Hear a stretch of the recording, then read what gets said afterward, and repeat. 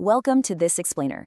Today, we're going to completely demystify the Australian job market and break down exactly how these massive macro-level government budgets directly impact your daily life, your wallet, and ultimately your future. We hear terms like the economy and the budget thrown around all the time as these abstract, distant concepts. But the truth is, they dictate the very ecosystem in which we all work and earn. So today, we're going to explore that ecosystem firsthand through the lens of the latest 2026-27 budget papers. To make sense of it all, we've structured this explainer with a really clear, logical flow that covers the essential mechanics of our market ecosystem. We'll start with the engine of it all, derived demand. Then we'll look at the workforce, which is our labor supply. After that, we'll measure the outcomes, specifically wages and inequality. And finally, we'll meet the referees, the market institutions that keep the whole game fair. So let me hit you with a question right out of the gate. Why do firms actually hire? Think about it for a second. Jobs don't just exist in a vacuum, right? A company doesn't just wake up and say, hey, let's hire 10 people today, just for the fun of it. Every single job is part of a massive, reactive ecosystem that is constantly shifting in response to global shocks, like the severe oil shocks mentioned in the recent budget, and domestic policy changes.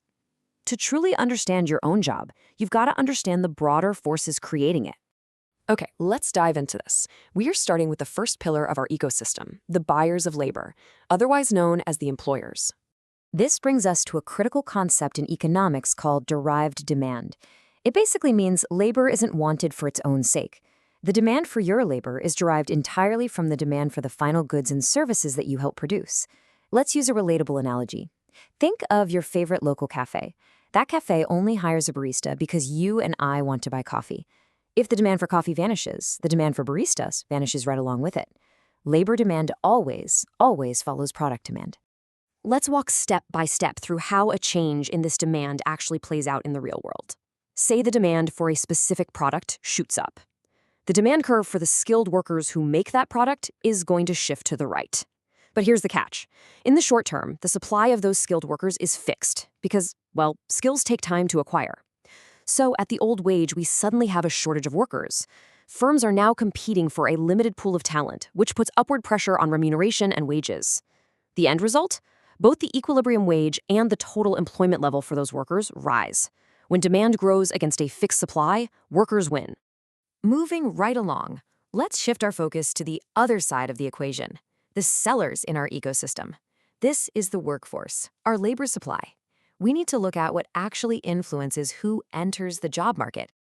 The 2026-27 budget papers rely heavily on what's known as the 3 Ps of potential GDP to estimate our economy's potential output when it's operating at maximum sustainable employment.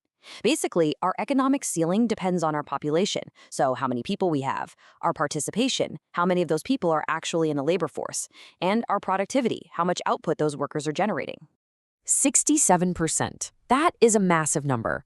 It's the forecasted labor force participation rate, and the budget expects it to remain remarkably steady at this high level right through to 2027-28. But you might be wondering, what is actually keeping this number so strong, especially when the global economy is facing so much turbulence? Let's break down what's propping up that 67% figure. The budget notes that our labor force is getting structural support from a few key areas: increased female participation, a greater propensity for migrants to join the workforce, and a continued trend towards later retirements. What's particularly fascinating in the economic data is that when faced with changes to after-tax wages, women, and particularly women with children, are highly responsive in adjusting the amount they work. So policies that change take-home pay directly and powerfully influence this participation pillar. All right, let's move to our third pillar to examine the actual outcomes of this market. Because when supply and demand meet, we get a score. And that score is our wages and the resulting distribution of income. Check this out. Over the last 4 annual wage reviews, backed by the government, the national minimum wage has increased by over $9,120 per year. This takes the abstract mechanics of the labor market and connects them directly back to your wallet. When the rules of the market are adjusted, it results in tangible, real-world shifts in the real wages of low-paid workers. Now, the budget papers tell the story of an incredibly resilient, tight labor market. Right now, the global economy is dealing with what the budget calls the biggest oil shock in history, pushing up inflation and slowing global growth. Yet, our domestic unemployment rate is forecasted to remain historically low, sitting around 4.5%. Why is that? Because in a tight market, finding skilled labor is so difficult that employers choose to just hold on to their existing staff, even if product demand dips slightly, rather than firing them and struggling to rehire later. They're cutting hours before they cut jobs. And this directly fuels the economic phenomena of underemployment and the casualization of the workforce, where people have jobs, sure, but not necessarily the secure hours they desire. And this brilliantly illustrates a real tension in our economic outcomes.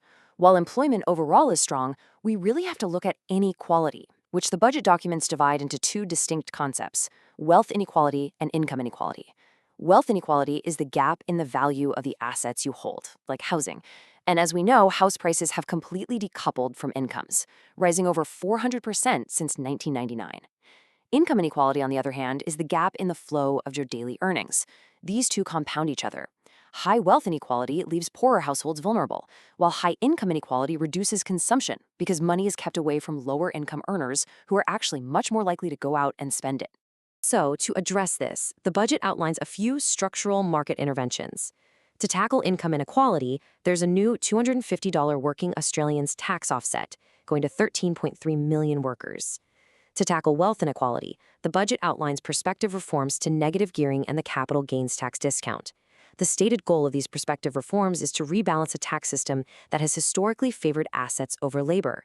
By reducing investor demand for existing properties, the government aims to help 75,000 Australians achieve home ownership, directly targeting that wealth gap. Transitioning to our fourth and final section, we need to introduce the rule makers of this ecosystem, because a free market absolutely needs referees to function fairly and efficiently. Australia's industrial relations framework essentially relies on three main interacting players. First, you've got the Fair Work Commission, the ultimate independent umpire that sets minimum wages and modern awards. Then we have trade unions, advocating on behalf of the workers, pushing for better pay and working conditions. And balancing them out are the employer associations, representing the businesses. Together, these institutions negotiate the rules of the game that dictate your working life. To see these referees in action, we just need to look at the Fair Work Commission's current priority awards review. The Commission found that historical gender undervaluation created vast occupational wage differences in female-dominated sectors like childcare, health, and social services. They are actively stepping in to change classifications and raise minimum pay rates in these specific modern awards to fix this inequity. That right there is institutional power actively correcting a market failure. I want to share this striking quote from the Treasurer's budget speech. Economic security, economic resilience, and national security are now one and the same. This really brings our entire ecosystem into a broad national perspective. The micro-level realities of your job, your wages, and your skills are the very building blocks of the entire nation's resilience against global shocks. A strong, well-regulated labor market isn't just good for your wallet, it's quite literally a pillar of national defense. So the crucial point is this. We've seen how derived demand drives hiring, how supply is shaped by demographics and taxes, and how referees step in to adjust the outcomes. The ecosystem is vast, but you are a vital part of it. As the global economy continues to shift, and as technology and energy transitions fundamentally change what goods and services are needed, I want to leave you with this final thought. How will your own human capital, your unique skills and training, fit into the changing derived demand for labor tomorrow? Thank you so much for joining me for this explainer. Keep learning, and I'll see you next time.